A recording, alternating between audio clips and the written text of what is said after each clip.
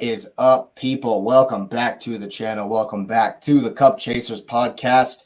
What an incredible, crazy week of Champions League football. It was just some incredible stuff all around the tournament. And we're obviously going to get to all of it. Arsenal get the draw. Man City get the draw as well at the Bernabeu. The Paris game was crazy for Barcelona and for Paris, of course. And Atletico Dortmund was fun as well. And then there is lots to talk about in the Premier League. Sheffield get a deduction at the beginning of next season.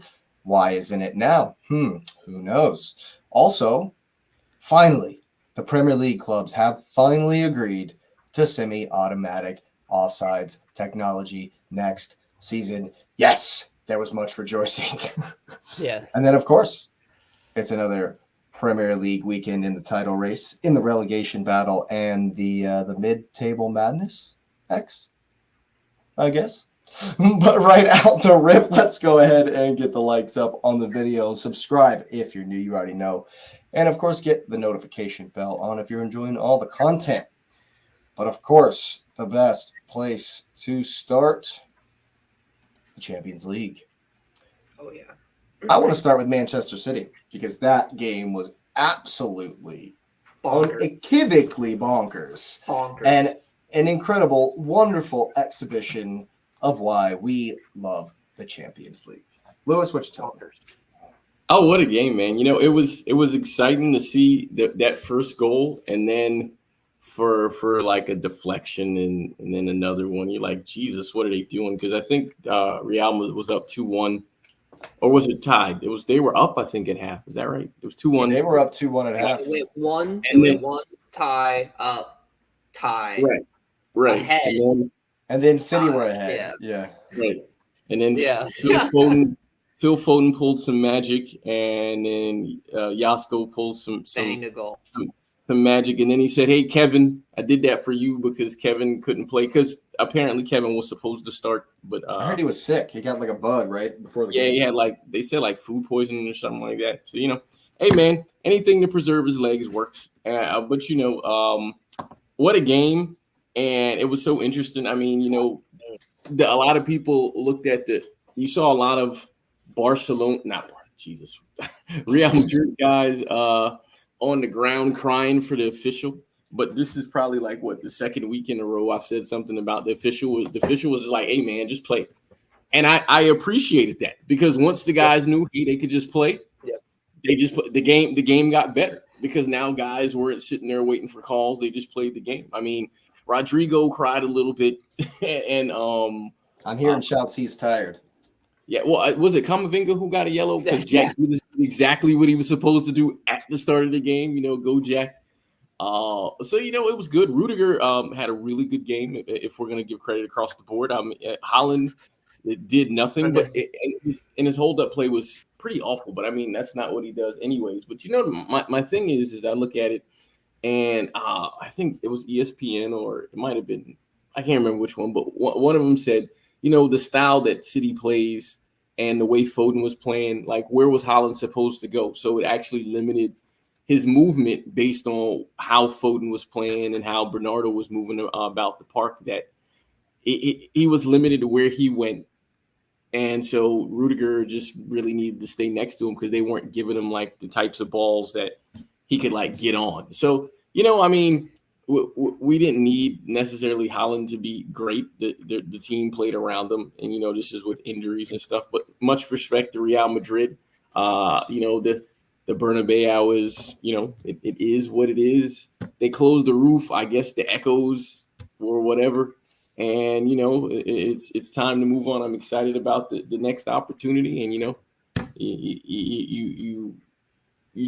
should feel, if you're a City supporter, some optimism, but also, sort of wrapped in pragmatism. So you look at the weekend's game and you're like, okay, who's sitting this week? So they're ready for is it when? I think it's Wednesday, for Wednesday. Right. So, Wednesday, both of us. But I loved it. Exciting. Wednesday. This is what Champions League is about. I heard an interesting take that I wanted to get your opinion on about the fact that because Rudiger was so focused on Haaland. And of course, he was having help, from others in the Madrid team. And you noticed that Haaland was trying to stay high. He was trying to keep them stretched. And that gave a lot of space for the likes of Foden and Bernardo.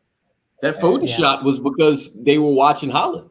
Like, he dragged them out of the way. And so that's where, as a professional, you can say, well, he's in his pocket. But if I'm in his pocket and I'm giving my teammates clean chances to shoot, then I'll be in the pocket. It's a team game. Yeah, absolutely. And, I hear these things about, Foden is world class and this guy is not world class because of this and that and whatever. And I'm like, at the end of the day, you can say Haaland is a League Two player all you want, but he's still lifting all the trophies. A treble winner, if you're in the treble winning team, try to take that from him. And look at what he commands. Fine, sure, but look at what he commands. Arsenal game, they had to do it. It's a 1-to-1. You stay in his pocket. It is a 1-to-1. You cannot play that 4 on a line. You can't play the 4 in the zone. You can't play the 4 in positions where they're offset. It is a 1-to-1. You have 3 at the back and 1 on Haaland. Rudiger is not able to travel the field like we know Antonio. God knows we know he can do, because he has to monitor and be aware of where he is at all time. That is his deployment in this game. Now you've taken one of the best defenders on one of the best squads, just like in the Arsenal game. You took one of the best defenders and one of the best squads this season, and it's a 1-to-1. Can you ask for anything else out of an offensive player? No. You made him basically a man down. So, you did what you needed to do. And like you hit the nail on the head, or you and Jake, it creates so much space for that pocket that Foden loves already sitting in that middle. Yeah, to where you drag that defender deeper into his box and you let me play with it and have space outside of that box where I'm already lethal. Bro, that's the game plan. That's the deployment. That's bread and butter for City. Fine, you want to worry about him, he's going to drag your defender deep. I have 2 guys right outside the box, whether it be KDB or Foden, who's just going to bang, or Rodri for that matter, even if he catches one, he's coming in late, and it's going to bang one in on you. Or they're going to play it out, and then they're going to bang one in on you. Take your pick, Gavardiol. Yeah. Bro, his first goal for City. His first goal for City. That'll be the first, yeah. Bro, laser beam, dude. Laser beam, bro. The other thing is that you think about it, that's how City played, and that was without sort of De Bruyne's vision. If they do the same thing, I promise you, De Bruyne sees the spaces, because there were spaces there. There were plenty of spaces there, and so he'll pick those guys off, and then you think about some of the other guys that and again, I didn't say his name, so I'm gonna say it now. Jack Grealish, man, he has been on a run. Like, this guy, last 3-4 games, he's been playing amazing, man. The attention that he's drawn, and just the stoutness. And there was an article, I think it was after the last game, where he's like, I think he actually said, my contribution to the team is more than goals, and it is. I mean, you have to understand that, and this is where you can let people have, their trash talk and say you paid $100 million, but as X said, he lifted them all, And so, I mean, what else is there, right? Yeah, I mean, that's the point. People are like, "Oh, Haaland isn't this, Haaland isn't that." Well, Pep bought him because they needed a bagsman to win the Champions League. Well, hey, Lewis, remind me who won the Champions League last season.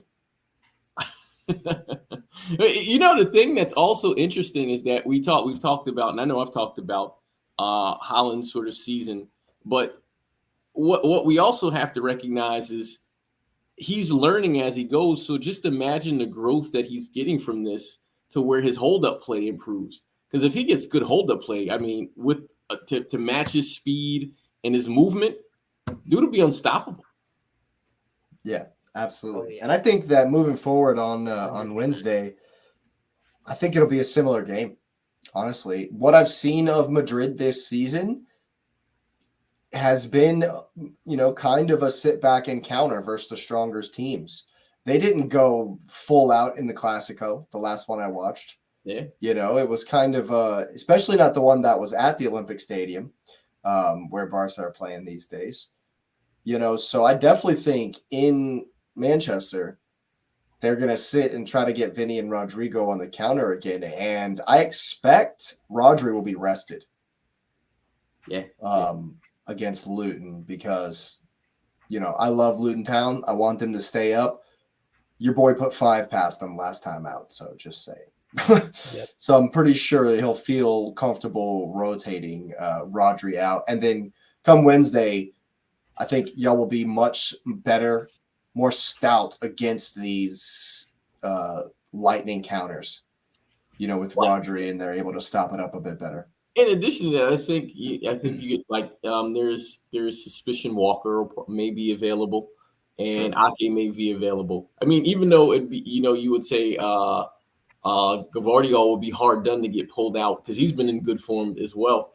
And Akanji's played well too. So, you know, it's people, and I can understand if people say, you know, you're spoiled for choices, but I mean, the goal is to win. So you need to have the depth. And I mean, City's like a super, super deep team. They're what maybe at 15 to 18. Is Ake hurt still? I think he was back in training, so he probably will play the next game. But against Luton, right? Yeah. Well, I mean, for me, the idea for me is that you you played De Bruyne probably 60 minutes just to get his legs warmed up. That's a practice for City, right? And you play Ake. You start Ake, you know, maybe sub him out or whatever, just to get some run on his legs. But I think you also play Alvarez, just, you know, to make sure the form is there. I mean, I do think Haaland probably will start because I think they want him to have fresh legs and to see the goal. So I think they'll play him just so, you know, as a striker, you know, strikers like to see the net bulge. So I think to give him a chance to get a goal or two if he can. You want to see that. So then when he goes up against Rudiger and the boys again, he has some goals in him, you know?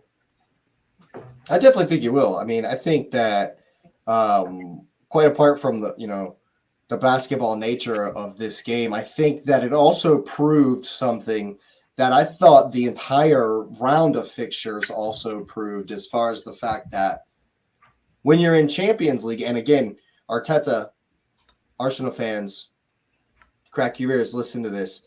When you're in Champions League, it's not so much about, you know, Pep's system and tactics were so much better than Ancelotti's system and tactics, or vice versa, whatever. I'm not making a comment on that. What I'm saying is, in the Champions League, it's about dudes who have moments, who are absolute ballers. It's kind of like a World Cup, right? Wherein City thought that they had with some all-star goals, Bernardo with the heads-up free kick, Philly Foden in the 65th to tie it up at the Bernabeu in the Champions League quarterfinal when the team's up against it at the literal worst place to play in the Champions League. Absolute lightning bolt, thunder strike, and then Gavardiol not long after. And City are cruising. They're thinking, yo, we are absolutely killing it. This is awesome. This game was incredible. And then banger. Probably for me, the best goal of the game. No, it was a banger, man. Valverde is just like, anything you can do, baby. Have some of that. It's coming cross body. That's one of the hardest ones to hit.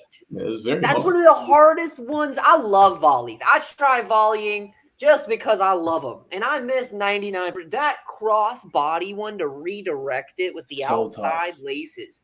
Dude, the angle that he's leaning at to get that. And that's what I'm saying, man. The Champions League, that's why I love it. That's why for me, there is nothing higher. There's nothing that's even close to higher, because, you know, sometimes you can look at a game and be like, oh, you know, whoever was poor today and this team was fantastic. Liverpool. Yeah, exactly. Great point. We'll get there as well. But in all 4 of these games, I thought all 8 teams stepped up and played well. Balled out. And, and I think it was a wonderful exhibition of why, in the Champions League, you need to approach the game so that your star men have the most opportunities. It's not necessarily, we're going to have to try to shut out Harry Kane today. We're going to have to shut down Jamal Musiala today. I think that they're going to get chances no matter what you do. Rodrigo, Vinny, they're going to get chances no matter what you do. So, you have to set up knowing that, and that's what the Champions League is all about. And that Man City Real Madrid game was wild, bro. Delicious. Incredible. Man. You hate that. You hate that it was so early, like sort of in the stages of where it is. You kind of hate that it's, that should have been a semi or a quarter. Sorry. But how does that not tell you though? Oh no, it does. That the rest of the tournament is gonna be bonkers, epic, bro. Epic. Bonkers. Yeah. Oh my god! Because there's still to play for in City and Arsenal game ties. Dortmund are at home, only down a goal.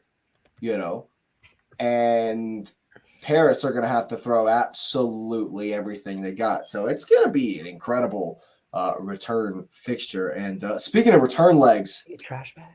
Oof, Arsenal have to go to the Allianz. Ooh. Thank you. Yeah, man. I definitely think that we no longer have the advantage in this tie.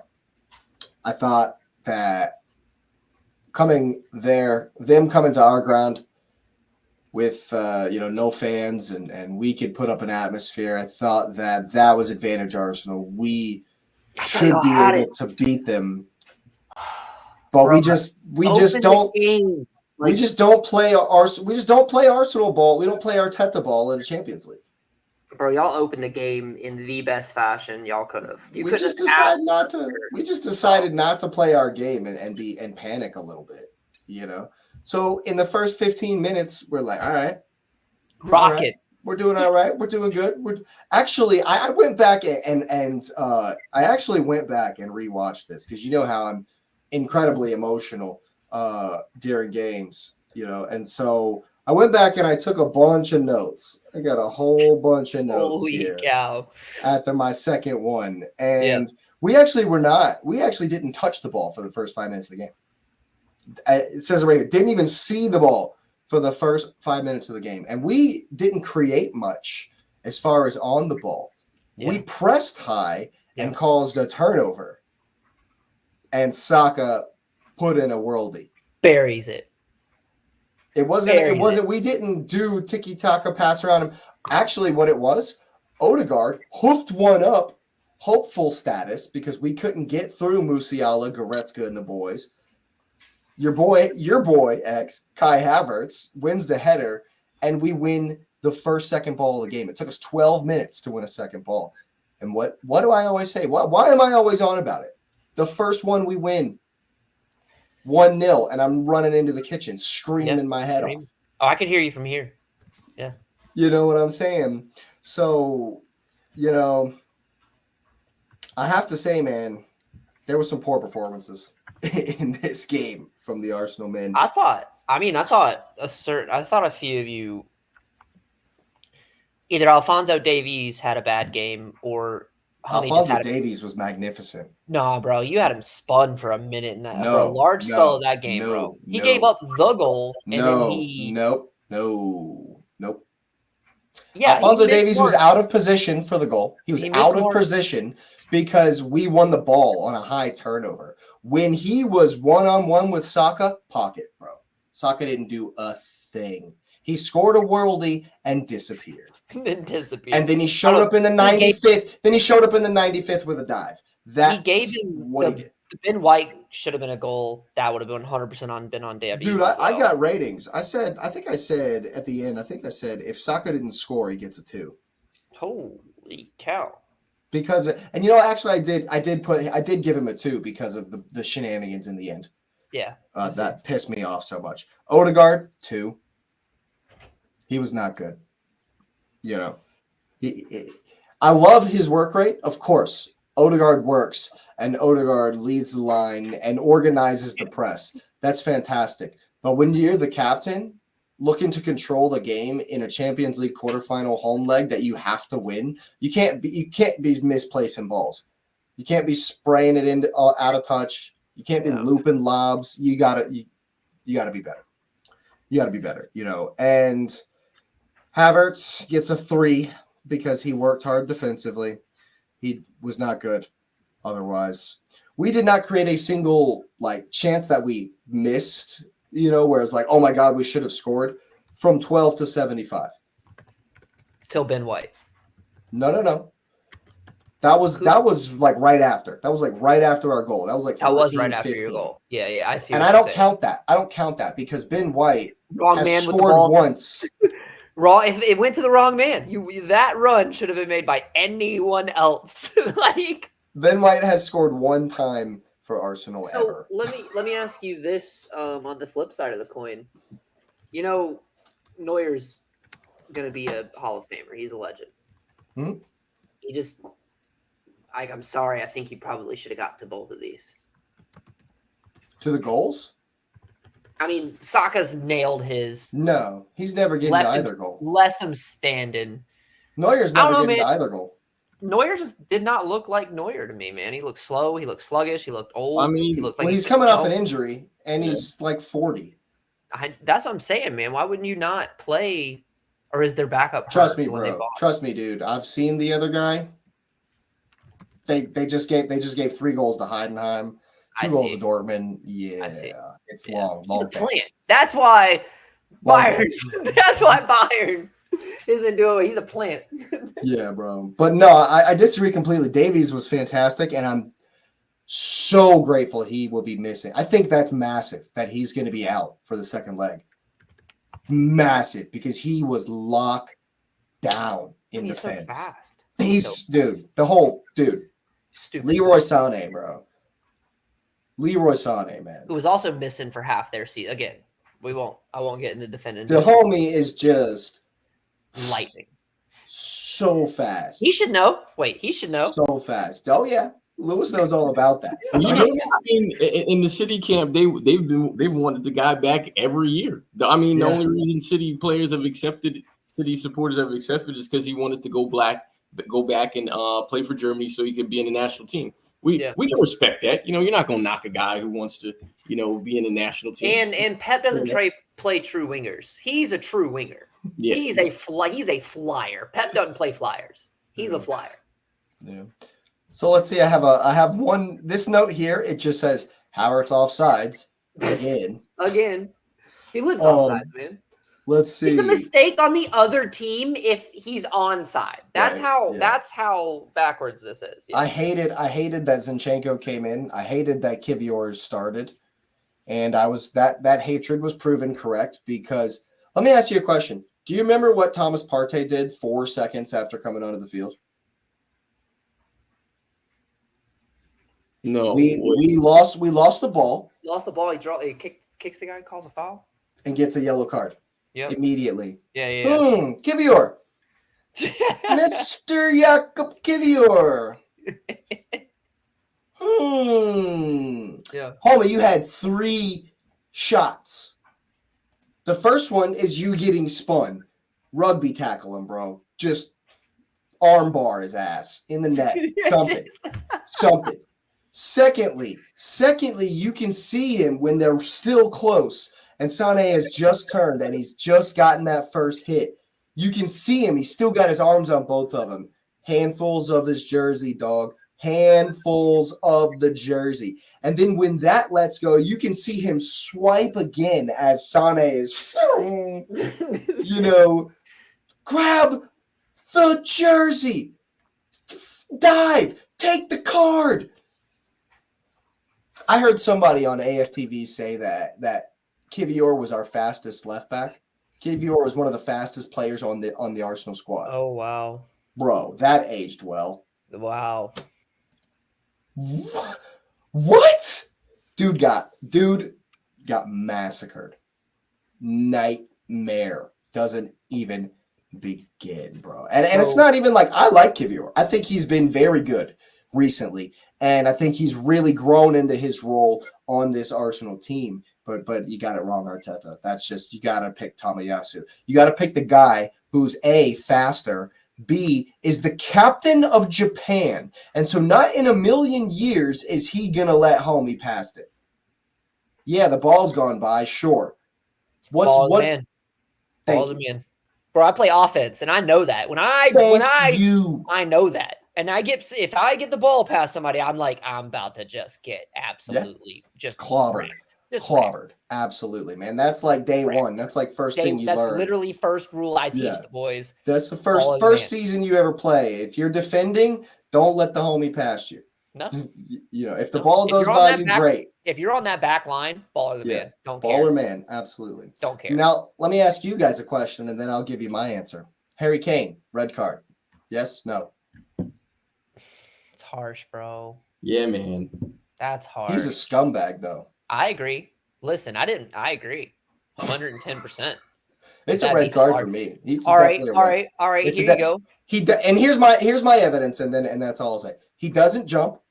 No. He looks back, and his body twists. Then if we're gonna be that harsh, then Bayern gets another PK at this 100%. 100%. It's a pen. 100%. Yeah, man. Don't lose your head. Bro, this is a Champions League quarterfinal. You can't. Raya's face sold it all. Like if you get a pen, again, you play it cool. You play it like nothing happened. You know it's a penalty, and you know it's the call should have been made when the keeper goes, like, yeah, when the he's keeper, he's like. Let me ask you this, X. If I go to throw the ball in and my foot comes up and my leg kicks way back up here, am I going to get to take it again? No, you get the ball turns to the other team. Unless you're in schoolboy error, is what they said. We should be punished. We should be punished for that. Like I hate it. I hate that happened and that we have to have this conversation. Oh, yeah. But my overarching theme that I've taken from this game is a lack of mentality. Case in point. That was evidence. But I know you didn't talk about it yet, but I'm sure you're gonna go to it. Like when I saw the one where people were crying about the Saka the Saka Neuer thing should have been a penalty. I mean, Saka could have rounded him though. Like, why not just go around and score? Like, why? Because you could see from the first angle, it didn't look like he was inviting it. You could see he was dragging his leg like he was waiting to get fouled. I'm like, dude, just go around him and score. And that's the biggest issue is that when you make runs to get the foul versus making runs to make the run, that's the difference in the attacker's mentality. You get caught, and I mean, if you've played anywhere up front or on the wing, I know this defender's probably about to do this. I'm going to make this run to get the foul. And then it pays off or he doesn't foul you. And you're like, go score, man. Why am I here? And then that's 100% what happened. That's 100% what happened. You nailed it, X. Saka throws his leg out expecting to get clobbered. Yep. When there's minimal contact, yes, there's contact, but it's minimal. And you can tell that Neuer is kind of pulling back a little bit. He pulled up. Yeah, he did. He pulled up. He was planted. And the reason, and I've heard an argument that usually if it's a dive, they'll make it, theatrical and they'll go over. But Saka's movement wasn't kind of like that. You know why? Because there wasn't enough contact. Saka was expecting there to be a bunch of contact. There was not as much as he expected. Right. There wasn't as much as he expected. So his fall was really weird and awkward because he's like, now I'm half in a dive, half not. My balance is weird. And his right foot hits the ground and he falls over and it looks like a pretzel. Literally, usually 9 times out of 10 get it right. Neuer was like, Neuer did do this because he did. Right. He was like, he would have beaten him. He would have beat Neuer. One of two things would have happened. If he doesn't jump like that, I think he goes around it and he's able to slot it past the one guy that was in the way. Also, but what could have happened is if he doesn't make that movement, Neuer might actually clobber the shite out of him. And clobber the absolute. And we might actually win the pin. Yeah. But it goes back to the mentality. You said it, X. As soon as he saw the ball squiggle out, looked up, and saw that Neuer was already 10 yards out of the goal, he's like, I'm diving. I'm going to take this contact. He made the run to get the foul. Okay, diving might be harsh. He made the run to get the foul. You said it. You said it. I'm playing for the pin here. I'm not trying to round him and win the game. I'm trying to play for the pin. And while, yes, I think that is an exhibition of a deeper, bigger cancer and problem with diving in the game itself, I also think that the mentality of the Arsenal players was not where it needs to be. Well, those were two great examples about, you've questioned sort of the mental fortitude, and Gabriel and Saka. Those two examples they showed a little bit of a desperation. Like they're like, we got to try to find something here instead of like, hey, we can just go get it. Like, I don't have a problem with that though, because I know, and they know, that the Allianz might rip us apart. Oh, and they're going to buy. They're going to do what they did to us since they couldn't come away. That's why. They're going to they were so desperate. That thing's going to be. It's going to be 90-10. That's why they were so desperate, because they knew how tough it's going to be mentally next week. That's why Arteta was so desperate, because he knows how tough it's going to be. Tough stadium, bro. That's a tough stadium to walk into on a Champions League night. But they're especially with a manager that now, especially, and again, I'm a huge Thomas Tuchel fan. Especially with a manager now that has you and Arteta beat it into, if that's going to be your gameplay. He plays chess, and Arteta's going to need to change. Arteta's got a good record against Tuchel, though. That's not the biggest issue. That's not the biggest issue for me. What were you going to say, Lewis? And you still got to play the game. And the reason I say that is because, and this is why I still give them hope. The assumption was when they closed the Bernabeu's roof and it was all white, and they paraded them in with a royal oh, bro. Yeah, they did the whole thing to intimidate them. And City was like, hey, we appreciate all that, and we're gonna come in here and get what we need to get out of it. I don't see why Arsenal couldn't go there and do it. I mean, Barcelona. Why I keep saying Barcelona? I guess I want to get to that one. But that was bonkers as well. Bayern is beatable. They have been very, very human, inconsistent, and so everything about them has been inconsistent. Right, and so I can I see them going to the Allianz and getting a win? Yeah, I mean I'm not leaning more on it, but it wouldn't shock me if they went there and won. It's gonna be tough, man. It's gonna be tough. I'm scared, to be honest with you, only because of what I've seen, only because of the fragile mentality. And there's no better exhibition than the fact that normally when the ball is in the air coming towards our center backs, Gabriel and Saliba will make sure to bring it down, calm things down, and play it around and continue, and get into our shape and, progress, get our possession going. We don't do that. We haven't done that in the Champions League because they're scared. They're scared to make a mistake. And we created far too many second balls to not be winning any. You know what I'm saying? And last thing I do want to say, David Raya's had a shocker. Yeah. An absolute shocker. The first goal is 100% on you. 100% on him. Why bro. are you so? Why are you at the semicircle? What are you doing, bro? And what so Gabriel has no one to pass it back to like he normally does. Because if he tries to hit that ball, Kane's it's Axel's Disassi all over again, baby. Kane's all over it. And so, yeah. And then on the penalty, dude, the ref hasn't even blown the whistle and you've dove. Kane normally, you know what Kane hits?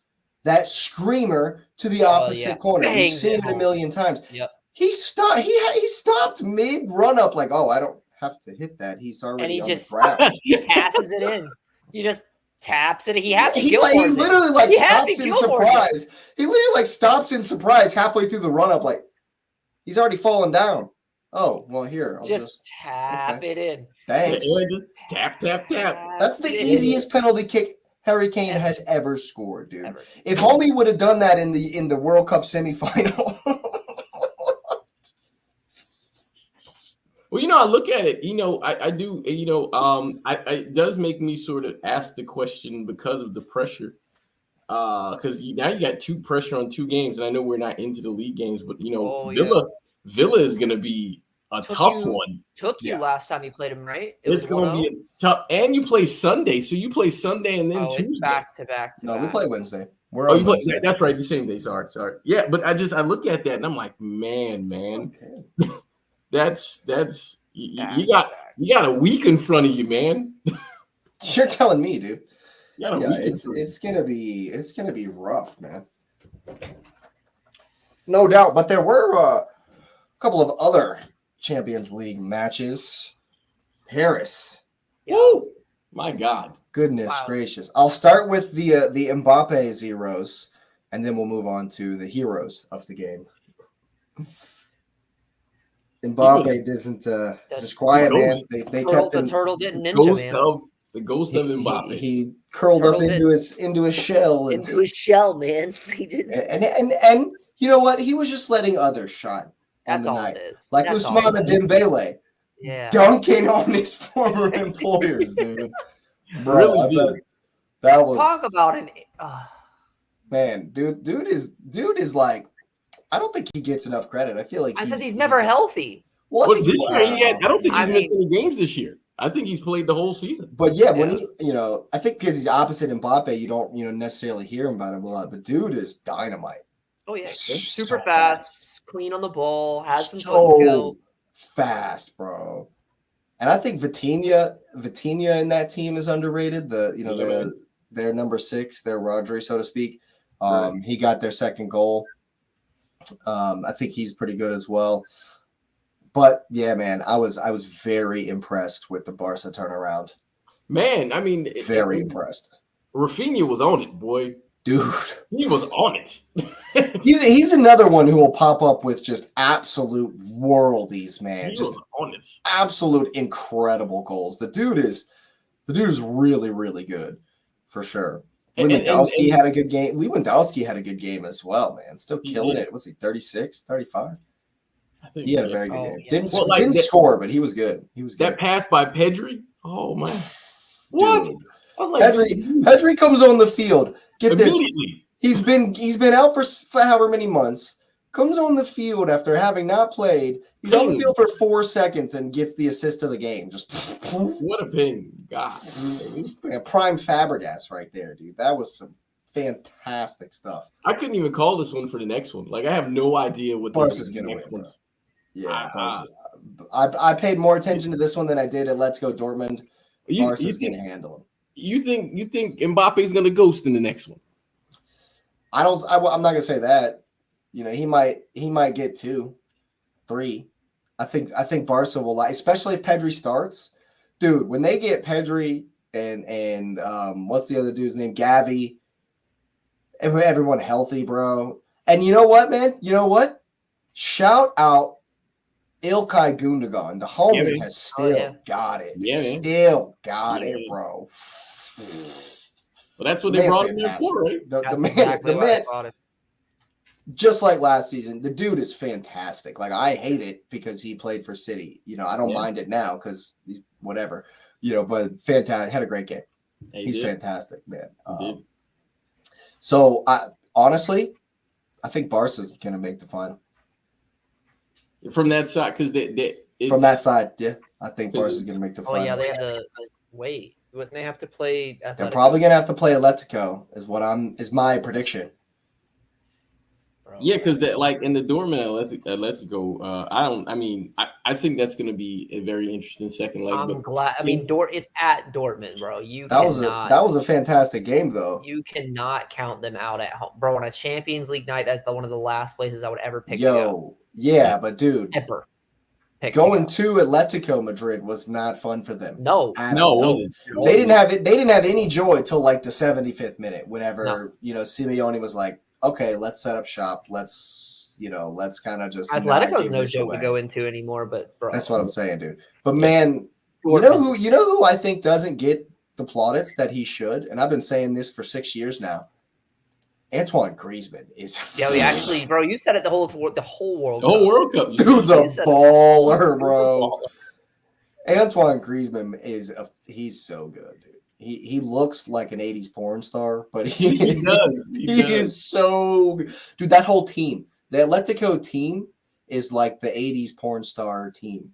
Yeah, man. Rodrigo de Paul looks exactly the same. Exactly the same. And I don't like him very much because he's kind of a dirty, scummy kind of player, but he is fantastic. He plays like Romero. I would take him at Arsenal right now in a heartbeat. Shout. No, Rodrigo de Paul is fantastic. He's a great player. He's dirty.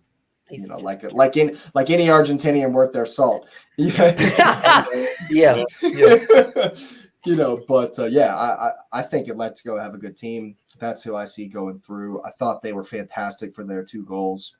But credit Dortmund in this one. They fought back in the second half, improved, had more of the ball, got themselves a goal. Dude, Sebastian Aller. That's what I'm saying, man.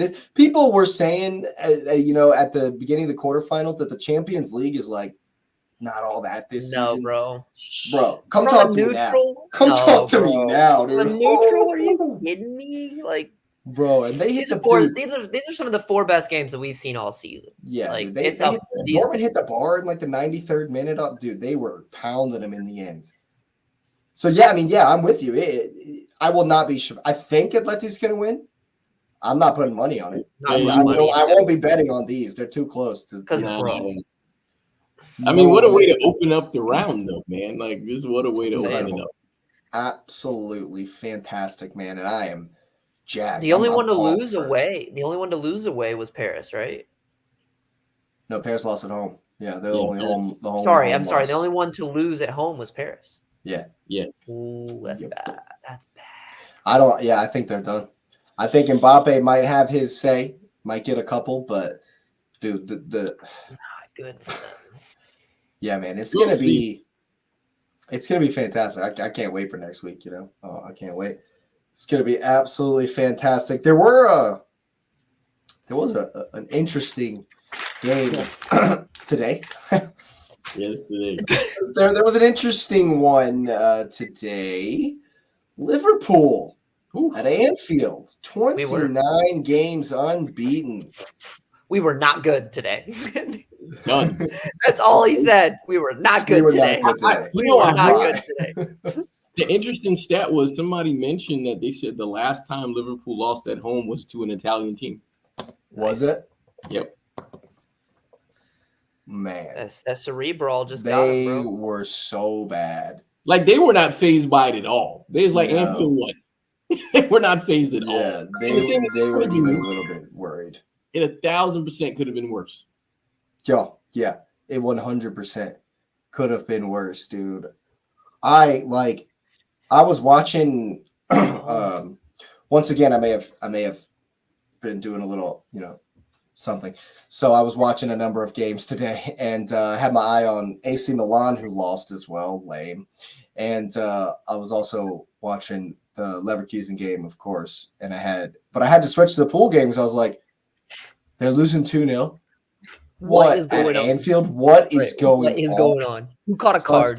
Yeah, what? Did Van Dijk get a red in the 4th minute? What's going on here? Yeah, goalie broke his arm. Van Dijk's playing goal. Van Dijk's in the last couple podcasts we talked. I mean, we've recognized that Liverpool haven't been great. So their time at the top of the table, we wondering how they're there. And because they have not been great this year. No, they haven't. At all. Well, they're only there because City can't win against the top 5 this season. Y'all have drawn every single one of them except for the one at Arsenal. Well, no, that wasn't even a league game. No, they beat Villa. They beat Villa in the second one. Villa's in the top 5. Yeah, man. Well, I mean, but or at the time. At the time. Right, I see what you're saying. right, at the time. Yeah. Yes, they were. Because but Villa, I mean, you look at Liverpool, I'm shocked. I'm shocked. I didn't even watch this. I wasn't going to. Like Jake was saying, I was like, oh, okay. Yeah, at Anfield, easy. Yeah. Take it. Well, I mean, the thing is, it was like right away, though. Like right at the beginning of the game, Atalanta had shots. And you're like, well, what is going on? But then, you know, and I mean, to criticize Liverpool's attack as well, Nunez missed like 2 or 3 solid ones. And that's 2 to 3 games now, like completely off form for Darwin. He's Darwin was running hot for a minute, and I really fear for him as a career in the Prem. Like when he's hot, he really is hot. He's so inconsistent though. Now, bro, the last 2 games for Liverpool, he could not hit C19. Like it's been bad. Yeah. And there was some rough pumpkins. And the thing about it was, I think Atalanta kind of was offended that the fact that, you know, they had Salah and all that on the bench. They're like, oh, you're not taking this serious? And they punched him right in the mouth. Right in the mouth. Yeah, I mean, there's only one word for it, and I've said it about Liverpool 4 games running now: arrogance. Yeah, man. And you know, it's funny because I know when you said that about City, but City never let up. Like Liverpool literally was out there just like not even in the game, man. I said City were arrogant because City deserve to be arrogant. Y'all are, or you have been that good. You know, no one's gonna fault Erling Haaland, KDB for being arrogant the way we didn't fault Ronaldo or Zlatan for being arrogant. Right. Y'all are winners. Right. You know, Liverpool showing their arrogance and then scraping through games. And it's been a couple of weeks, like a couple of weeks you brought them up, man. That draw. Because bro. Did the draw to Man United, did it derail everything? Did it derail the Klopp retirement tour? Derailed the Klopp retirement tour, man. Well, and then, but you think about it, even before like that, they were, remember we were talking about how they went down, they went down to Sheffield early? And we're like, what are they doing? And it was just, it's just week by week, you're like, they're not convincing at all. So you look at them like, I mean, they should walk through Palace, but yeah, we'll go there. We'll go ahead and get into it. I don't know. That's what's crazy. I don't know, bro. They'll walk Palace. Palaces. I thought Palace are bad. Palace are bad. I thought they were gonna walk Atalanta too. Yeah, but again, that's kind of like what goes back to Jake saying. They know Palace. They know Palace. They know Palace. Will Palace not be encouraged? Oh, they should be. Elise came into the last game. Elise was in as a sub in the end of the last game. So will Elise and Eze both start? I mean, and you got to think Palace played City tough. I mean, they lost 4-2, but they played them tough. And if they see Liverpool does this, and we're gonna be honest, and it's not door to being arrogant. Liverpool's not better than City, man. No. They're not. And so if Palace can get 2 on City, why couldn't they? Why couldn't they get? And they just saw Liverpool get smacked at home. Smacked. Let's go. Yeah. Let's go. I agree 100%, man. I think that the problem is, you know, that should be the mentality for sure. They should be encouraged. I also think that with nothing to play for, you know, that is literal only thing to play for. I think that they should want to get up for this game. You know, want to maybe have their say in the title race, I suppose, you know, and do some damage there. But Palace are poor. They are. They're poor and kind of tough to predict. I'll give you that, but they also don't want to drop a bunch of points because they're in 14th now on 30. If Brentford win, if Everton win, like they all either match them. So you don't want to get too close to relegation either. So, you know, that's fair. That's fair. So maybe that's an overstep. Maybe they do have something still to play for. They're not quite there yet, are they? Because they have a game in hand, they have a game in hand. But Brentford, if they lose, Brentford is 1 behind them on the same number of games. So and Brentford plays Sheffield, right? So it would be a benefit for them to win, so they can be for sure 3 clear, 4 clear. Yeah.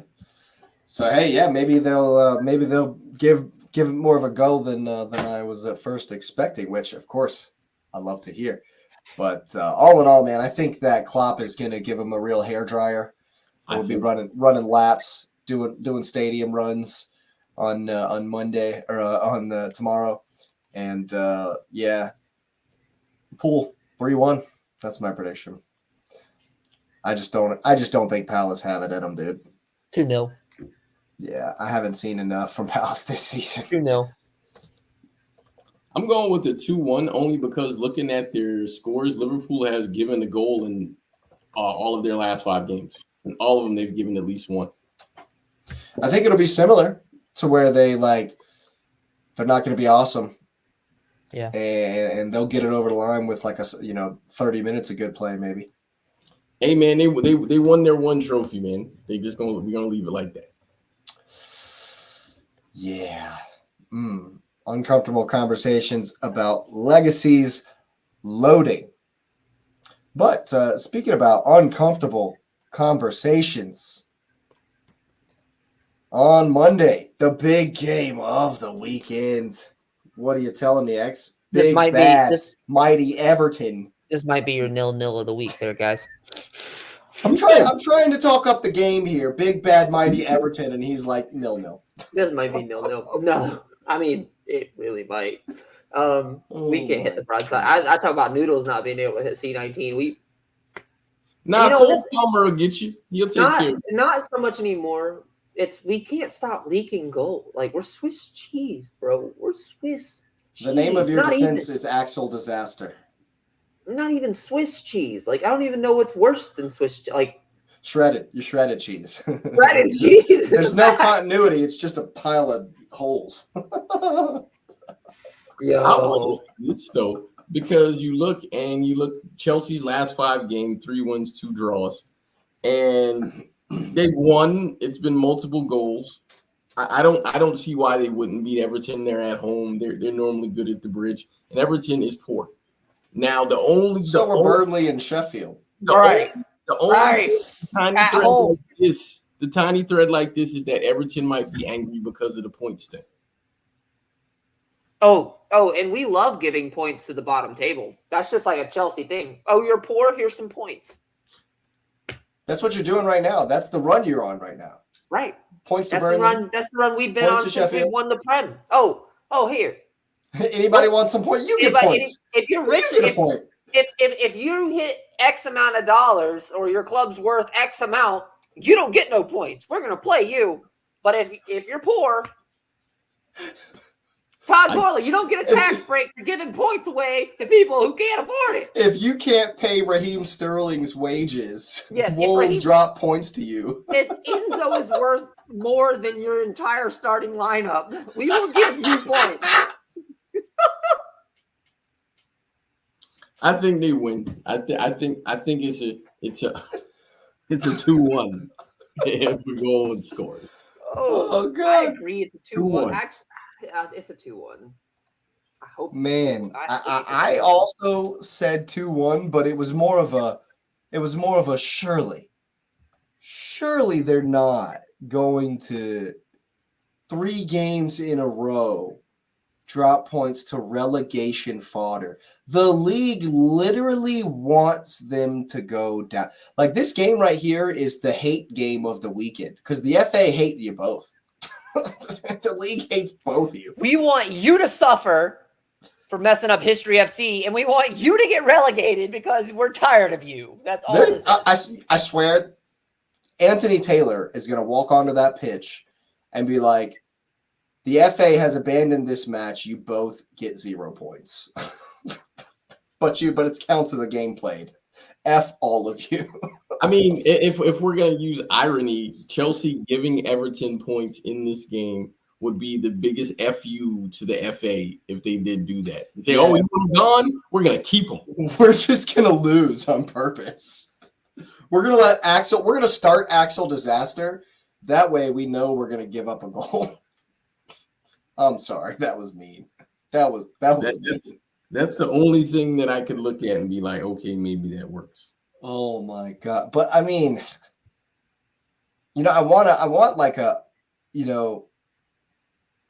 there's just nothing that we have seen from Poch that has enough consistency or continuity. How do you even predict what's coming? You don't, because They don't understand what he's saying. Is it going to be the disaster on the left again, or? Oh, it has to. Well, yes. Cuckoo on the. I don't even know, Cuckoo man. on the right.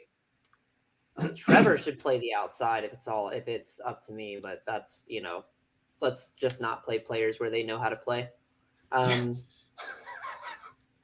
Sure.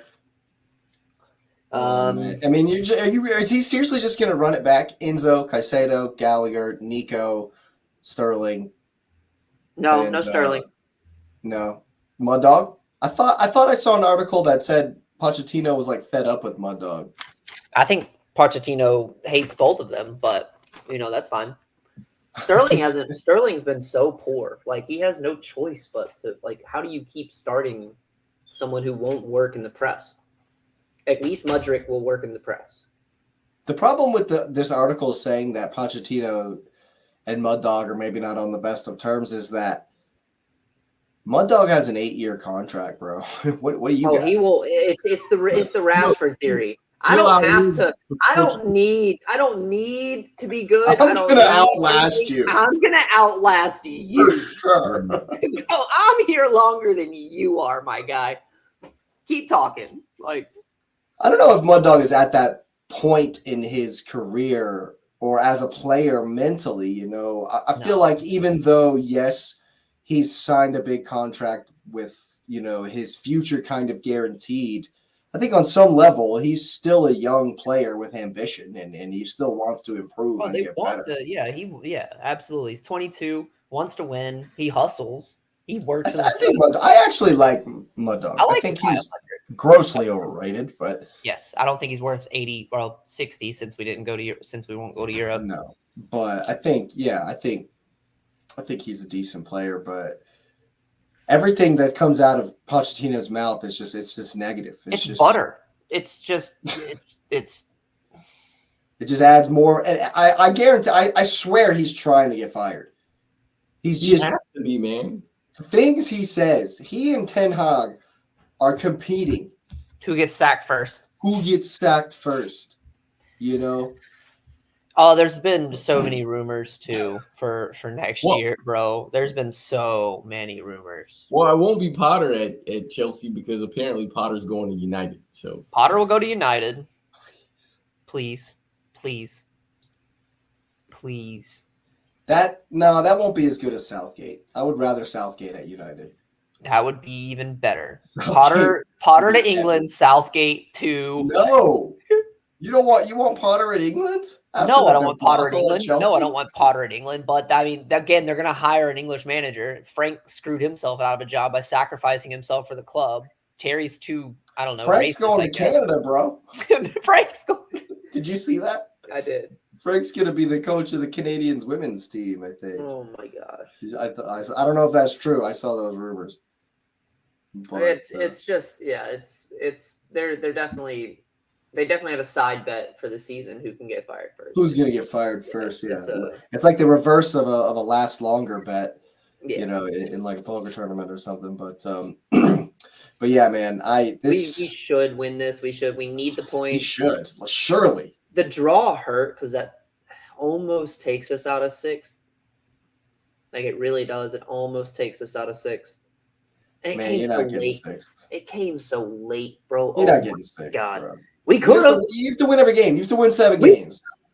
We could have easily had sixth place. No, you have games in hand, don't you? You have to win like 8 games. We have all games in hand now. We had 2 games in hand. You have to win 8 games to even have a hope. We would be in 6th place if we won this game. Yeah, he's right though. We dropped 2. This would give us the 5. Yeah. I legitimately I have to fix a wall. I had to find my phone in between 2 panels of wall.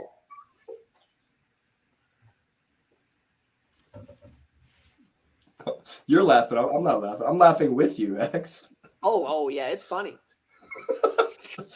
Oh my God. Yeah, we've all been there. But yeah, man, this is going to be a tough game. It's going to be tougher than Burnley and Sheffield. Everton are going to dig in. They know for a fact, just like everyone else in England, that Chelsea can't handle a low block if their life depended on it. Just counter them. Just counter them and hit the back post. Counter them and hit the back post. That's all it takes. Also, I got a quick side. You mentioned the coefficient for UEFA. So the race for the 5 places is Italy, Germany, England, Spain.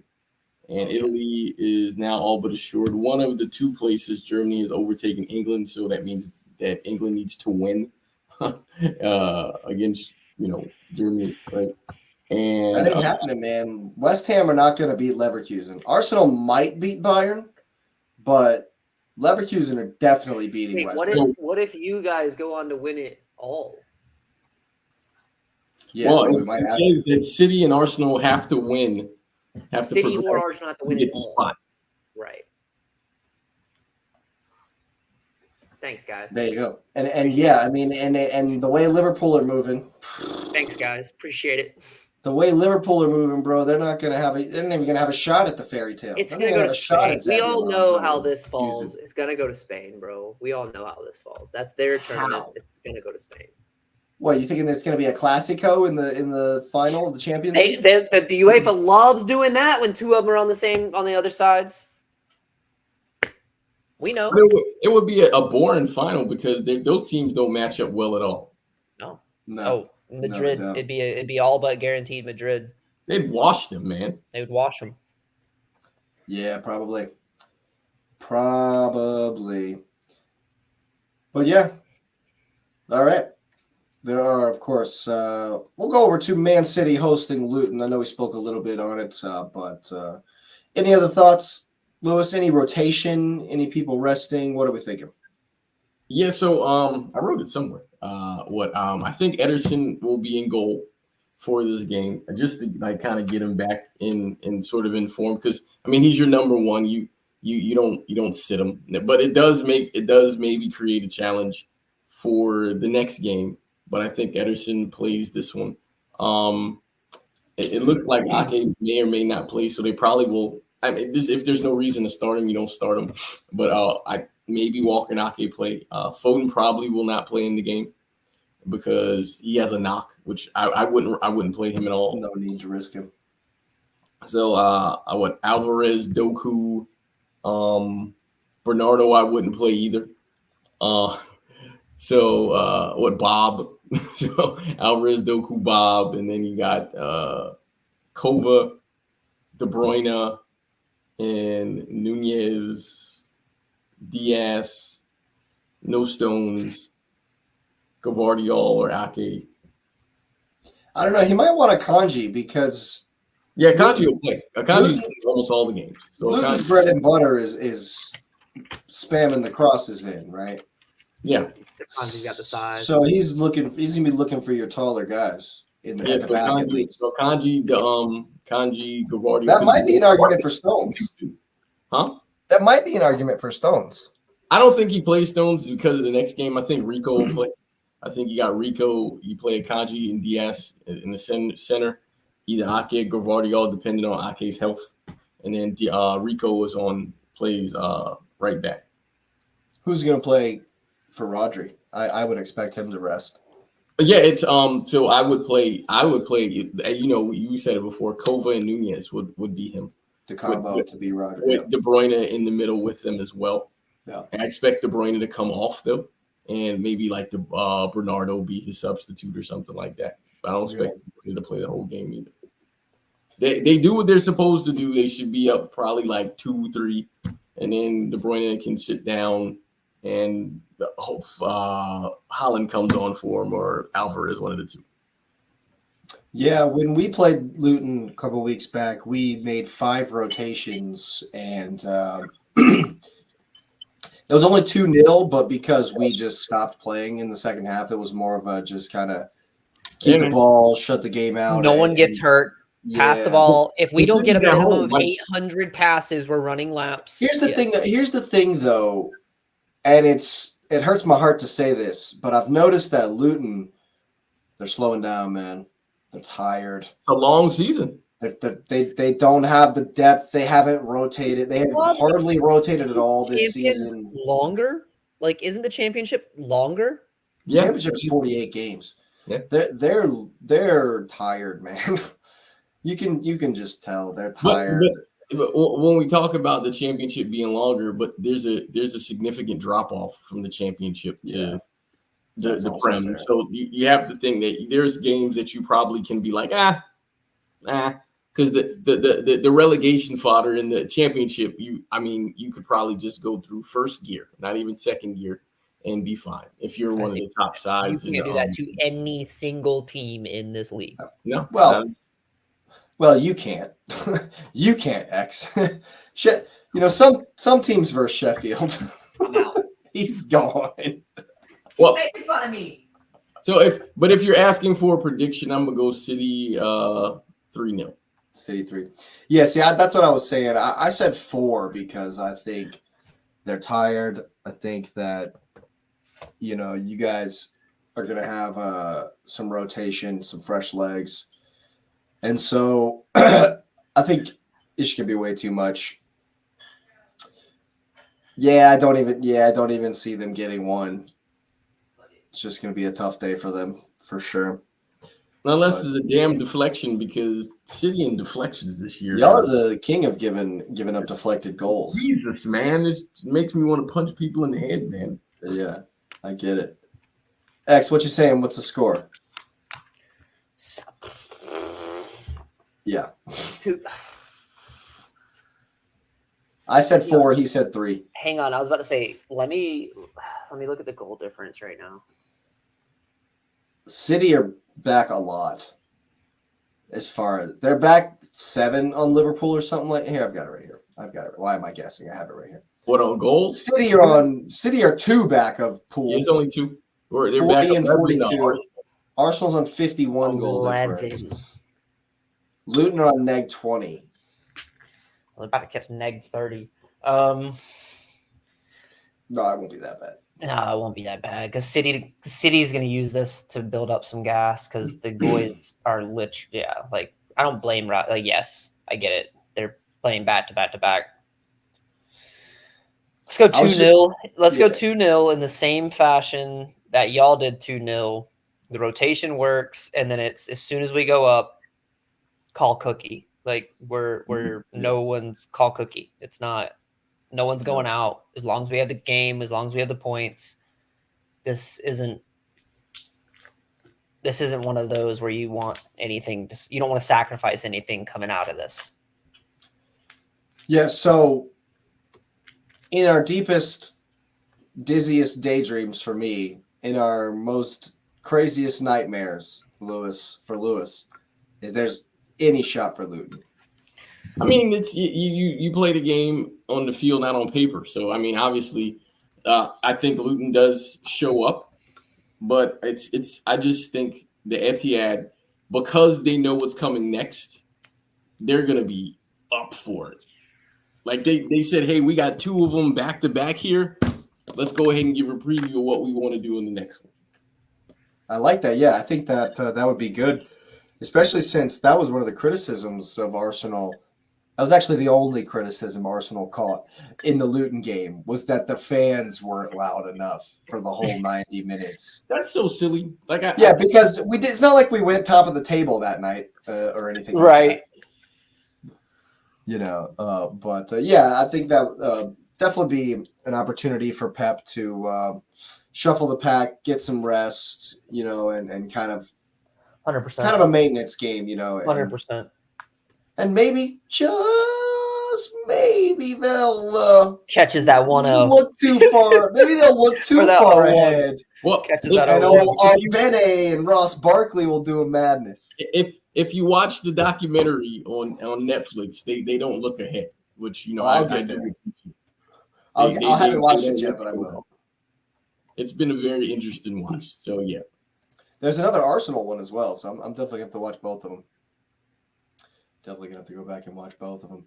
But yeah, speaking of the Gunners, we do have a spicy fixture at home this weekend. I still think you win, but Aston Villa. Only because it's home. I think you pay him back 1-0.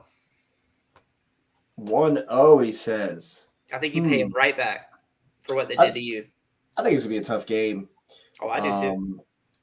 I think that we can by no means look past these guys, even though City absolutely wrecked them last weekend, 2 weeks ago, whatever that was.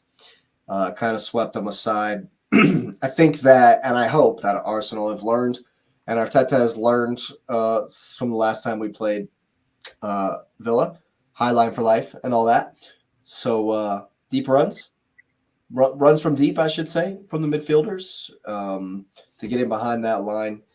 And for F's sake, finish your chances. That was the reason we didn't win last time against Villa. We had 97 chances, did not hit anything. So that's it. Yeah, we're going to get chances.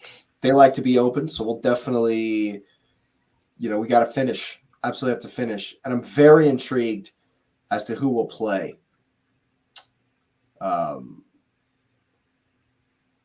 Honestly, I think we should see Kivior or Zinchenko, and then Tomiyasu should maybe come on in the 60th or something just to get him some minutes. Because is that the problem? I don't know why he didn't play versus Bayern, but I want him to play on Wednesday. So I think he should be involved, but not the whole time. So I would go for Kivior at left back. I think he'll be far more comfortable at home in the Premier League. Get back to his form that he had coming into the Bayern game. I do think and hope and wish that we don't even see Zinni at all. Terrible, man. He was awful. I was not a fan of how we switched to letting him become the controller of the game instead of going down the right-hand side like where all of our success comes from. Anyway. You don't think Timber plays in this one? I thought he trained. Is he not? God, back? I would love to see that. Oh, is he not healthy? Bro, yes. If Timber played, that would be dope. Because this will be a good. Well, I mean, I don't know if you want to play him. I mean, this is super high profile, but maybe give him 20 minutes at the end. I would love. That's a good shout. I would love that. And Douglas, I wouldn't mind Partey starting this either. Douglas Luiz is on a red card, so he won't be in the game. He won't be in the game. We're going to boss the midfield for sure. I wouldn't mind seeing Partey start this. Yeah, I mean, even though you look at, I would want my guys fresh. I think you can probably make those changes. I think, for me, I think Arsenal will probably win 2-0. I don't rate Villa right now, so I don't see why Arsenal wouldn't beat them. Yeah. I'm still giving Villa respect. I'm still giving the likes of Watkins and Bailey, some good work on the counter, and we did just get absolutely wrecked on the counter.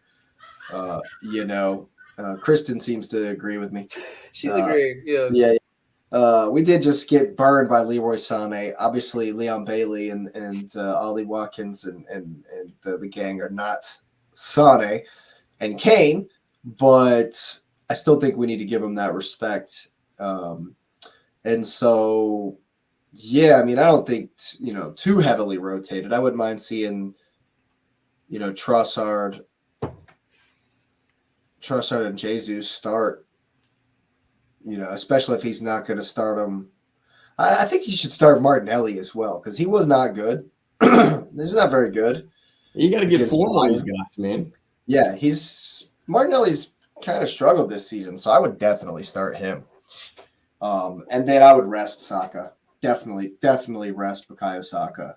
I think that we've had other bench in case you need him, but yeah. Yeah, but we've had other guys coming in and playing well, so I would probably do Martinelli, Trossard, and Jesus or Havertz, or Martinelli, Jesus, Havertz. I would totally, fully, if I'm Arteta, adopt the philosophy that Jesus is a winger, 100%. We don't necessarily need him down the middle. I thought he looked great when he come on against Bayern, gave us that spark. And how I was talking about the quality of individuals in the Champions League? Well, That is what Jesus came on and gave us. That's what Trossard came on and gave us. And I think Trossard's probably either other than Saka. I know Saka has the numbers for it. Trossard's probably y'all's best player of the season, man. Best finisher. He's not the best. He's not our best player of the season. Yeah, I'm saying Rice is the player of the season. Rice by a million miles. The moments that Trossard has been able to create and give you guys. He's the super sub, man. It's the goal you need. It's the assist you need. It's his numbers. Man. His numbers aren't that astonishing. It's when those numbers. He's got 8 goals. Right. It's when those numbers are put into the game. All 8 of those are almost either game winners immediately or icing on the cake. Or icing on the cake to death nail the game. Like it's the convert when it's when he's converting is why I hate Trossard. When does he get the nod? When is he? I mean, like you said, he might be the super sub, bro. Chicharito could not start a game to save his life ever. Put him on the sub. When he was a sub, he was amazing. Yeah. Well, the thing is, in Jake is little Groundhog Day deja vu, because we had the same conversation last year about when is Trossard going to get his chance to shine. You said it best. I think he's a super sub. Some guys don't want to be that, but I think that's what he is. And I think it's an Arteta thing where I think he understands that. And it's not meant to be disrespectful, but maybe he plays better against guys with tired legs. He's better when he can watch what's happening before he comes in the game instead of the game developing while he's in it. That's fair, but when you're coming on, you're scoring goals, you're creating goals, you're looking good, arguably the best finisher at the club. I mean, At what point does he deserve to start? And if he comes in again and isn't good in the start, then maybe we've established that you are the super sub. But Jesus doesn't have 90 minutes on Sunday, 90 minutes on Wednesday, 90 minutes on Saturday. He'll be injured if we do that. He will take an injury if he plays 3 back-to-back 90-minute games. That just is what it is, and we all know that Havertz had a good run recently, but has been inconsistent overall, certainly improved. I thought he was terrible against Bayern.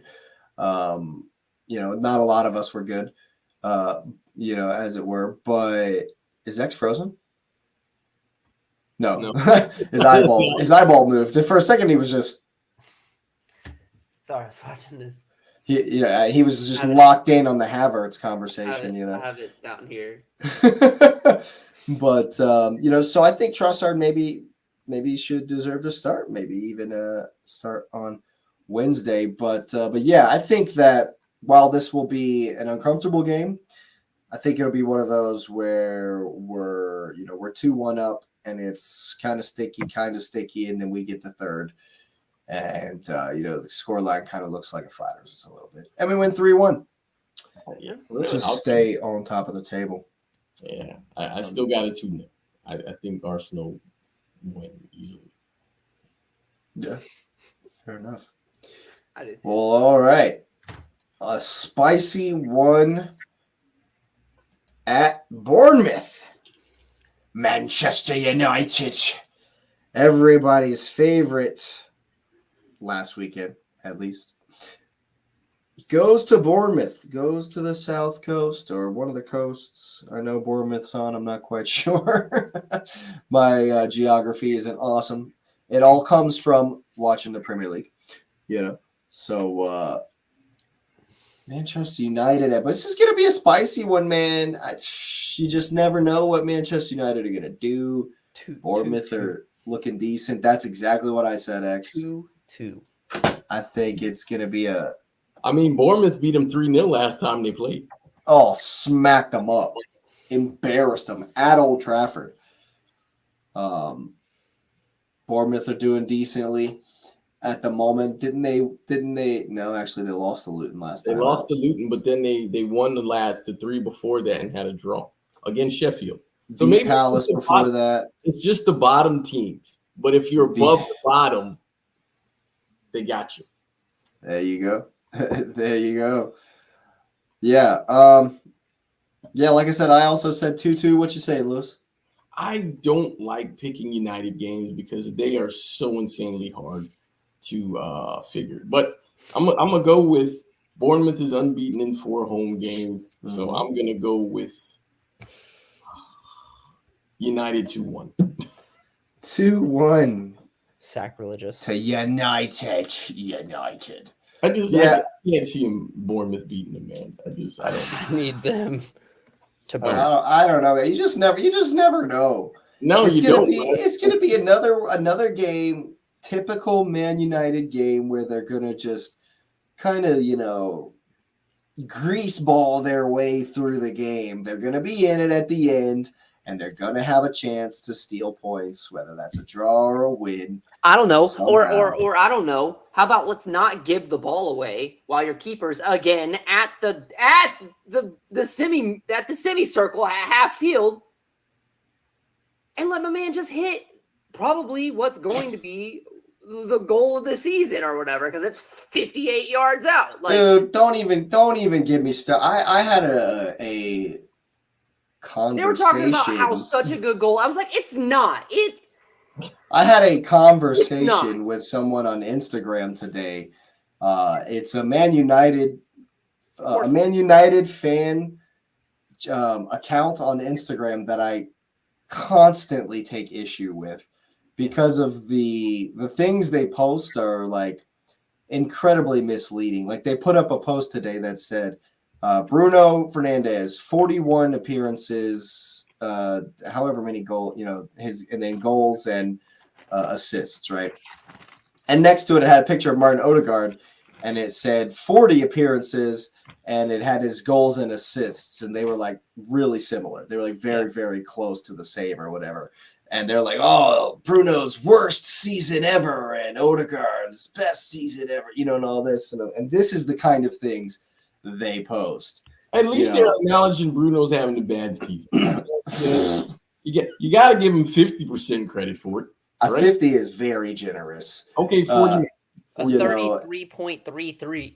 But Bruno, you guys know why I hate Bruno. We've had that conversation a million times. But once again has not a great game against Liverpool and manages to hit. It's a gift. He's going to do it again, man. He's not going to stop being that.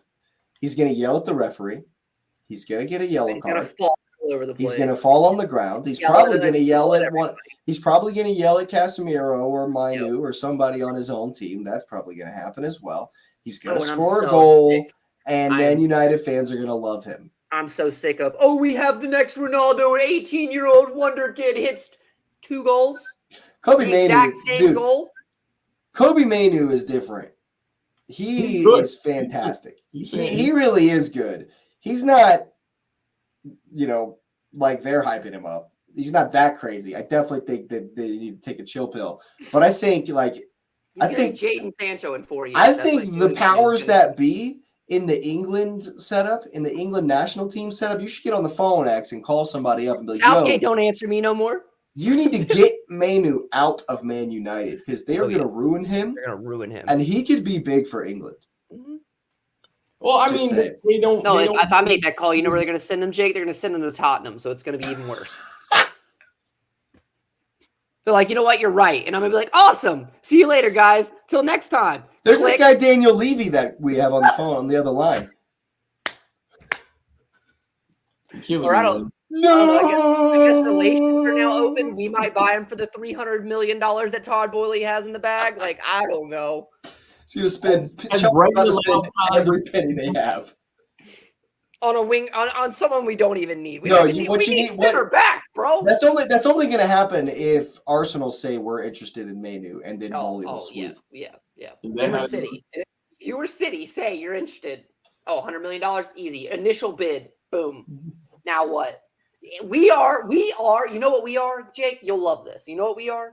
We are that douchebag on online poker that just goes all in right at the beginning of every single hand. Doesn't matter. Why? He could have deuce 10 unsuited, all in. Oh, wait. I have a face card? All of it. All of it. Bet. Come see me. Who rated you? Man City had a conversation with this player. $200 million. $200 million. Do it. Do it. Who raised you? Yeah, let's go. Let's do somebody needs to have a conversation. That's the strategy, Chelsea. That's the strategy Chelsea takes into the transfer window. 100%. Oh my God, absolutely, man. But yeah, I think it's going to be tough for United. I think Bournemouth might give them a go. Ooh, 6-pointer down at the bottom. Brentford and Sheffield. Oof. Sheffield are terrible. If Brentford don't win this game, that's a disgrace, man. Yeah. It's the same disgrace as Chelsea are. If you don't beat Sheffield, you're a disgrace. They're awful. They're so bad. Ivan Toney with the Hattie. Yeah, I said 2-1 Brentford. I'm going 3-0 Brentford. Ivan Toney with the Hattie. Yeah, Sheffield are terrible, and they're not terrible. They're not terrible at home, but they're terrible. That would sound. I don't understand. You are also terrible. Listen, Arsenal put 11 goals. Arsenal put 11 goals. I will never understand how that doesn't get you sacked. They have literally 16 points, bro. I don't care if you've had a perfect season. You draw or lose to them, you're sacked. I don't care. Sacked. Yeah. Well, not at Chelsea. Right. Do you think Brentford can beat them? After all of that, is Brentford going to win? Yes, because again, Sheffield 3-1. Sheffield 3-1. Sheffield 6-0. No. Let's go. Yeah, 3-1 to the Bees though. To the Bees. I can't see Sheffield scoring. I mean, they don't score. Oh, they do. You can ask us. I got no words, man. Neither do I, Lewis. That's why I'm shook. I'm just absolutely speechless. Yeah, that's what Sheffield are going to be on Saturday. Speaking of relegation fodder, Burnley hosting Brighton are the enigma that is the Seagulls. Listen, what's Brighton's going to show up? Because we blanked them. We destroyed them. I need them to also lose or draw this game. So, but it's Burnley, man. Listen, I've never done this season. I'm going to go Burnley 2-1. That's a hard pick if ever you've heard one. I need it. This is why I'm in last place in the predictions league, guys. I just keep playing the table for how I need it, and that's the Vince Company masterclass he's calling for. But that could get him close enough to not getting relegated. What? I mean, it puts him at 21. They're getting relegated. Dude. Sorry, 22. I don't know, man. 3 points puts them 3 points back. Dude, they're not going to beat Brighton. There's no way. I said 3-1 Brighton. There's no way. They're both these teams are open, so it might be a fun game, but Brighton concedes, so I'm going 4-2. Yeah, Brighton. Barnstormer for sure. Absolutely. Ooh, possibly the game of the weekend. First up on 7:30 a.m. here on the East Coast. Oh, that's a game. Yeah, it is a game. Newcastle hosting the Spuds. The Tottenham Hotspur. The chickens, man. The Peacocks. It'll probably be on Peacock. There you go. Look at all these chickens. This is gonna be a tough game for them. This is gonna be tough, man. And St. James. I'm going Newcastle, bro. Newcastle. Yeah. Newcastle. 3-1. But don't you need Newcastle to lose? Hang on. Do I need Newcastle to lose? Yeah. Crap. Now I have to cheer for Spurs. No. Tottenham 2-1, baby. Ooh, that's a definite hard pick. I just want Europe. Like, I don't care if we're in conference. I just want Europe. I don't know, man. I don't know. Honestly, the way this is all shaping up, City are going to be too tired to play us. We go on. We win the FA. It's over. That's it. We get Europe. We can come in 10th. I don't care. Too tired. Bro, how mad would you be if y'all beat City and lose to Coventry? That would sound like the Chelsea season that's going on right now. Yeah. Oh, or you need to win an FA. We got you. We'll write it off on taxes. Boyley, that's not the way this works, man. That's not the way this works. You don't just give it away and then claim it on taxes. FFP doesn't care if you gave points away to teams who can't afford it. And you get a cup. And we don't get punished. And it's like, no, you spent way too much money. No. You still get punished. Oh man, he's trying to American tax the system, which is not going to work for him. Wow. Yeah, bad situation. But just like the game at St. James is going to be bad for Spurs. But I think that because Newcastle aren't great either this season, Chris Wood got a hat trick at St. James not too long ago. Highline for life and all that. It's going to be a good game, 2-2. That'll work for me, actually. That doesn't put them too far out of reach. Yeah. What you saying, Lewis? I think it's a draw as well. I think it's a 2-2 because Newcastle are unbeaten in their last 5 home games. But I think Sonny always rises to the occasion. They have similar form in the last couple of games. And I think Newcastle drew Everton at home. Listen, my boy is there as a plant. They're not going to win this game. Everton rescued that in the 90th with a PK, by the way. Hey, man, they dropped 2 points, right? Fair enough. Who's a plant? Livermento? No, my boy Timo. Oh, Timo Werner. They're not going to win this game. Because then you think Newcastle at home, they played West Ham and it was 4-3. So even though they won at home, and they haven't been convincing. So I think Sonny, I'm really just literally putting it on Sonny. Sonny will be too much for him. I think it's a draw 2-2 for sure. There you go. Next one up is a tough one. One of the toughest ones for me to predict. Forest hosting Wolves. But then I went and looked at the statistics, as Lewis liked to do. And I saw that Forest have given up a single goal in their last 5 matches. Also, Wolves have not scored more than a single goal in their last 5 matches.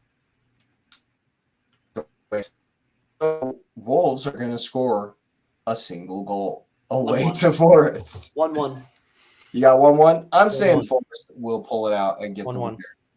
Another one of your boys, Mr. Hudson-Odoi, is going to do it. I was waiting for you to notice that. But yeah, I think Forest will have too much at home. They are a tough bunch. Good on the break. And 2-1. Yeah. What you saying, Lewis? I think Wolves will win. I think it'll be 3-1. 3-1. Pedro Neto might, but I think that Wolves are.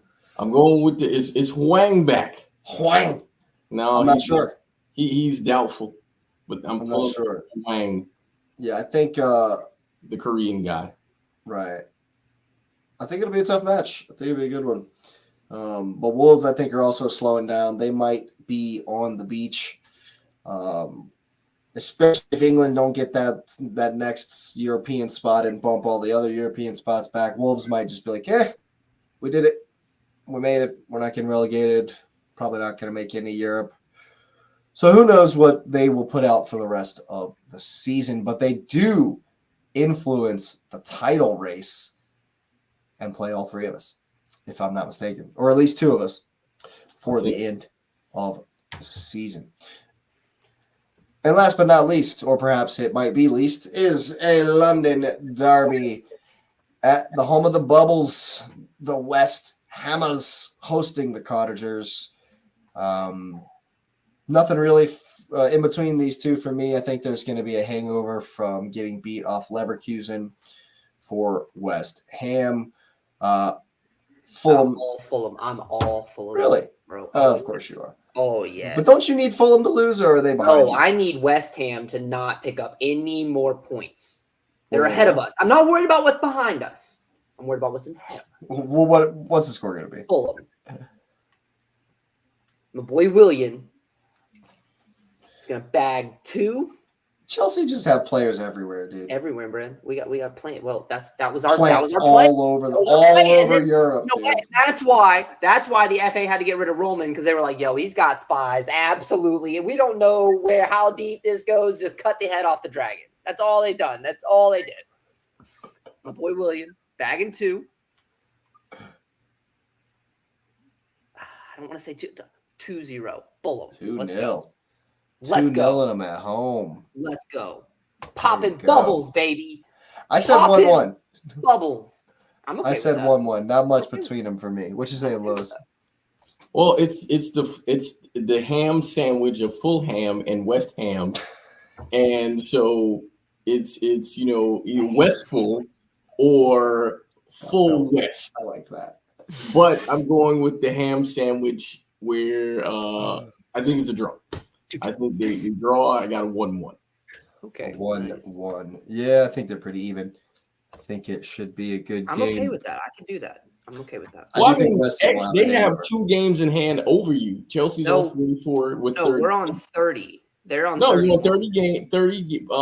You got 30 played, 44 points. West Ham have played 32 on 48. You won your 2 they games. have. Yeah, we have 2 games on them. I see what you're saying. Yeah. So I mean, if they pick up a point, you win your 2 games, you're fine. Well, we should have won. No, I'm not gonna. You know what, Lewis? I'm just saying, man. We should already be in 6th. That's all I'm. Oh Lord, please protect Pochettino for me not booking flights to London. Yeah. Well, speaking of things we've been praying about and hoping about forever, the Premier League have finally voted to bring in semi-automated offsides technology for the next season. Took you long enough. Right, we had it. Yes, I mean, everything in the World Cup should have been implemented almost immediately. Oh, that's going to just change the whole dang league now, isn't it? Well, at least we'll be able to, not have as much flipping. At least we'll be able to draw lines correctly. Yeah, at least since a robot will draw the lines, they'll actually get drawn. Instead of us with Raheem Sterling 3 steps back, and they're like, "Oh, nah," in a cup final, mind you. Nah. Yeah, he's offside. I think this is good. And then squiggly the line this way around the field. I think it's needed. I think it's something that ever since we saw it at the World Cup, they implemented it immediately into Europe. It's been in Champions League for a season and a half, in Europa League for a season and a half. It's a no-brainer. It's an absolute no-brainer. And I get it. It's expensive, and we're all a bunch of greedy, so I get it. We don't want to spend money on, but come on, guys. Like, at the end of the day, you're creating a product, and the standard of that product as far as how you're officiating, and you want people to trust in the product, is terrible. So this is a huge step in the right direction. It takes these offsides decisions away from the referees. And I think from my experience watching the games in Europe that it has been a huge success. I think it will be a huge success in the Premier League. I agree. Did you see they announced new financial rules too? It's something where it's about like they changed the costs or something. So they changed something. I can't remember the details, but I know I saw they changed another financial rule thing in the Prem as well.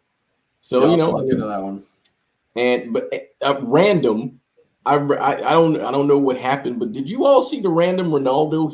Did he elbow or choke slam somebody? Like I saw he got a straight red, and I'm like, what's going on? Yo, yeah. So dude man's jowling in his ear and picks up the ball on the outside of the line or whatever, because it's Ronaldo. It's Al Nassr, right?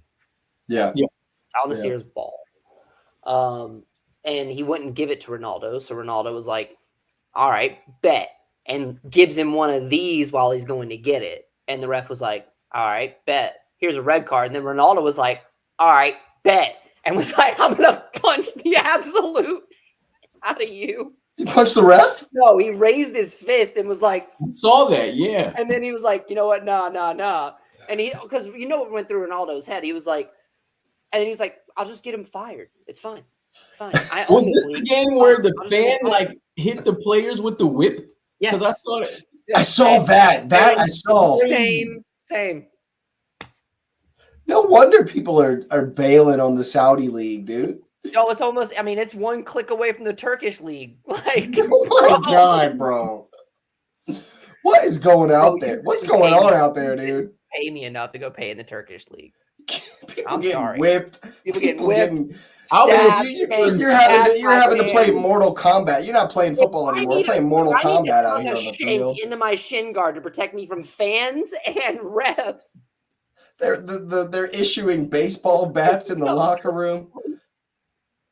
Dude, at least give me my metal studded cleats back at that point. Right? Dude.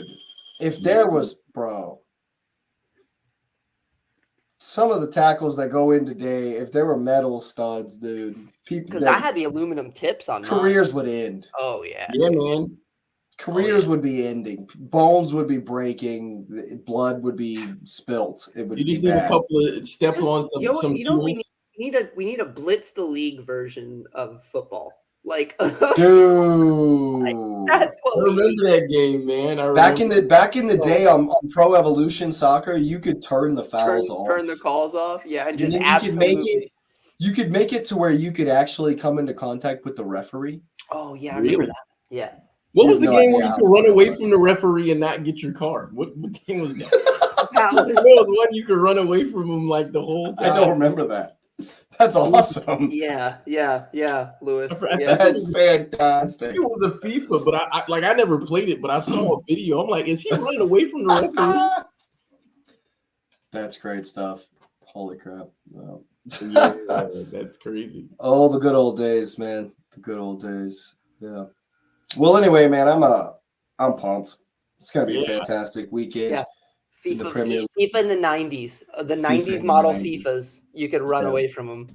FIFA 98 on N64. Yeah, I do have a random question. I saw this today, and we'll get to it obviously later on in the season, but I saw there was talk about like the Ballon d'Or and like who are the top 5. And I the list they have is very interesting because even though, obviously I think the Euros or the continental tournaments will determine them, right? I think it's interesting to see the list that it's all young guys, which I'm very happy to see, because I mean they're trying to legacy some guys in, but it's mostly the young guys, and that's good because we're moving towards the evolution of the game and the leaders of the game. So I'm happy to see that because I got tired of seeing the same guys, man. It's boring. And they're like I don't think there are any city guys on there, but I'm cool with that. It's just, you just want to. I don't know. Foden's a shout. He's had a good season. Yeah. I mean, but I know there was talk about him for playing this season. But I mean, again, there's a narrative, and I don't know. We're only 4 months into the year, though.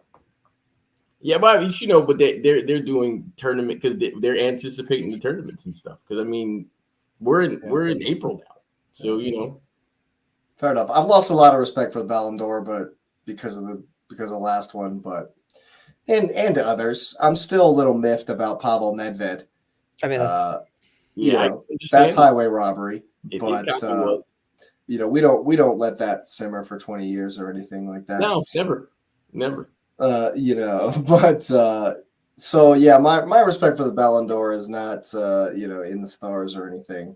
But hopefully maybe they can change their mind and do one that's actually fair. I think this year will be better as long as they don't legacy people. Yeah, good deal. Well, we will definitely have an eye on that. We'll also have an eye on the title race this weekend. Hopefully there'll be a hangover for Liverpool. Hopefully Luton Town can pull a madness. And of course, I'm hoping the Gunners smash Villa to stay on top. And for your sake, X, for your sake, I'm hoping that's somebody, Cole Palmer or somebody. Oh, Cole got him. That's the only play. That's posh. That's the only thing the boys can understand. It was That's the only thing. That's the only thing. It's just get the ball. Pass it to Palmer. Just pass it to Palmer. Oh my God. Yeah, I think on that note, go ahead and get the likes up on the video for Mr. Cold Palmer. Subscribe to the channel if you are new. Of course, thanks for being here. Thanks for listening. And get that little notification bell on for all of the content coming at you fast and furious. Once again, we're grateful for here. We're grateful for you being here. We're grateful for you listening. And you will see us next time.